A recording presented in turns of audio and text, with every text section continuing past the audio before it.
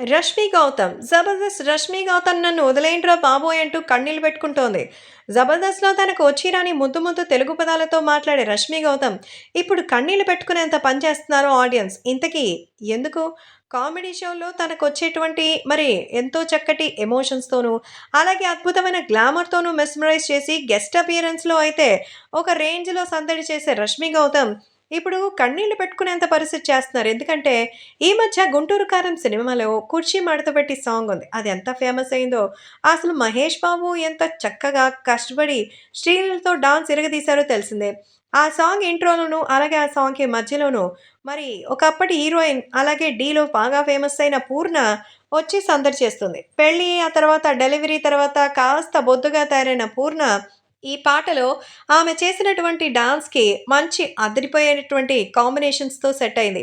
మంచి టాకు వచ్చింది. పూర్ణ చాలా చేస్తుందనేటువంటి పేరొచ్చింది. అయితే పూర్ణ ఆ పాటలో కూడా మంచి క్లిక్ అయిందన్న సంగతి తెలిసిందే. అయితే ఆ క్యారెక్టర్‌కి ముందుగా త్రివిక్రమ్ రష్మి గౌతమ్‌ని అడిగారట.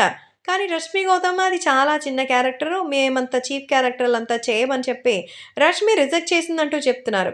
అరె బాబోయ్! ఇప్పుడు ఆమెకు అంత హెడ్ వెయిట్ వచ్చిందా? మహేష్ బాబు సినిమానే రిజెక్ట్ చేసిందా? అంటూ చాలామంది ఆమెను అడుగుతున్నారట. మహేష్ బాబు సినిమాని రిజెక్ట్ చేశారంట అవునా అని.